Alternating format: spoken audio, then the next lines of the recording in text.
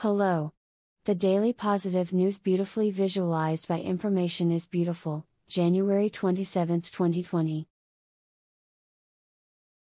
Today's visualization is about the new African Union passport allows visa-free travel between 55 countries. When you eliminate borders, you break down barriers. This e-passport gives new freedom to more than 1 billion Africans.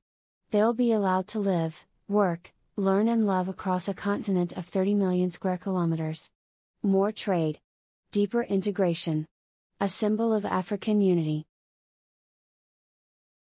Thanks for watching. And don't forget to like, comment, and share.